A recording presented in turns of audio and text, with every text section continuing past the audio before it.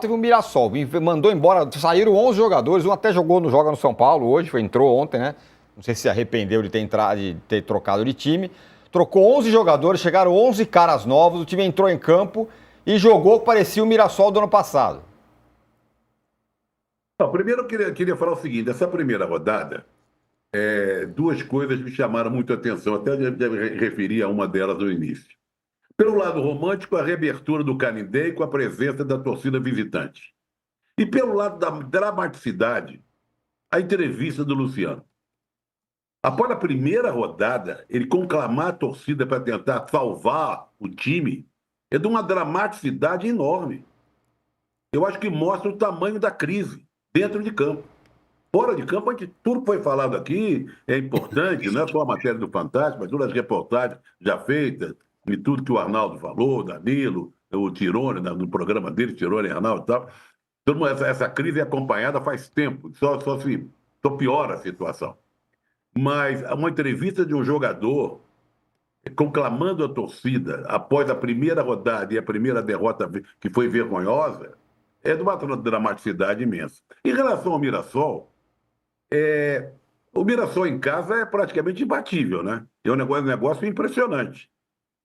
Agora era a crônica de um resultado anunciado, né? A gente sabia muito bem que o São Paulo não ia ter condições de enfrentar o Mirassol. O Mirassol é um time armado, tem um bom técnico, o gramado é certinho, bonitinho, e o São Paulo todo esfacelado, cheio de jogadores. Tem um jogador da lateral esquerda que saiu da copinha direto para o time titular, porque não tinha quem colocasse. Ou tinha, mas o Crespo resolveu colocar o menino. Depois o outro menino entra na direita e é expulso, até injustamente.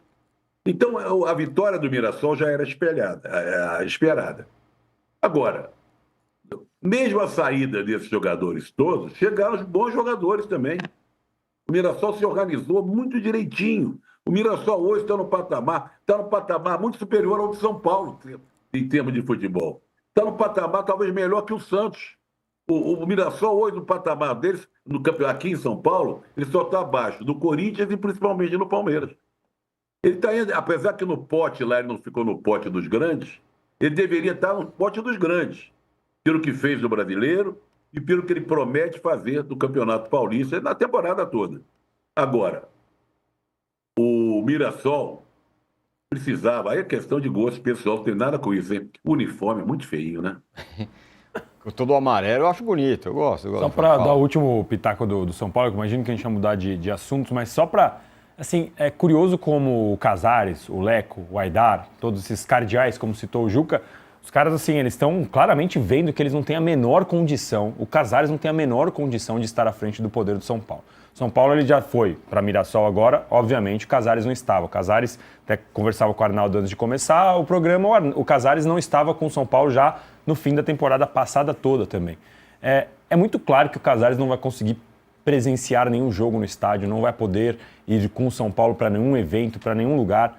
Ele não tem condição de continuar governando. Ele está ali puramente pelo ego. E quem apoia está pensando em qualquer coisa, menos no próprio São Paulo.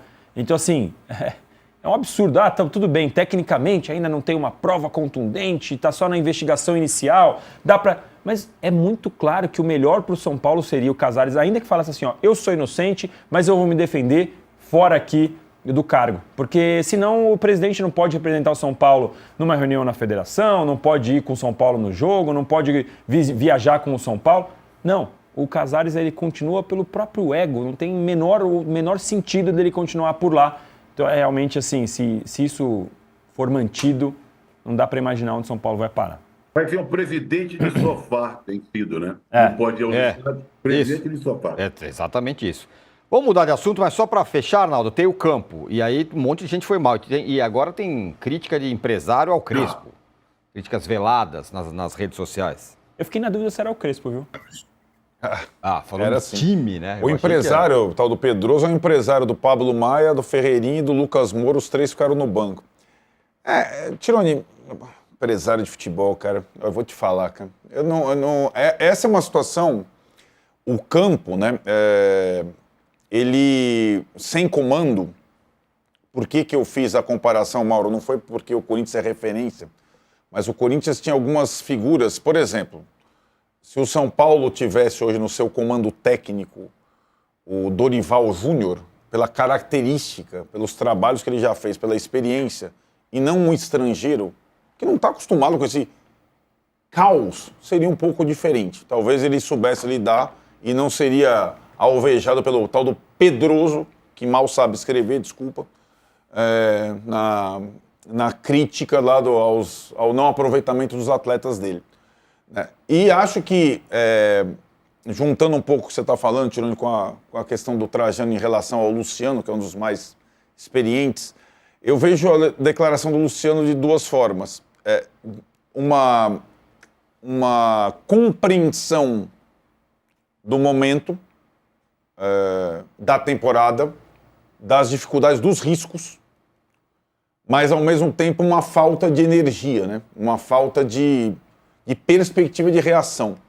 E no final das contas, seja o Crespo, seja o Lucas, que não está jogando ainda, o Luciano, vai ter que partir deles a reação no campo, né? Então, essa circunstância. E também achei, para completar, a entrevista do Crespo, que no ano passado teve muito momento importante pós-jogo do São Paulo com o Crespo, de verdades necessárias. Eu também senti o Crespo num baixo astral para o primeiro jogo muito preocupante. Porque, de novo, não que a coisa tenha melhorado em relação ao ano passado. Pelo contrário. Mas quem trabalha no São Paulo, como comissão técnica, como jogadores, eles vão precisar de alguma reação. Né? Senão, não adianta trocar o presidente, por exemplo. Eles vão ter que reagir de alguma forma.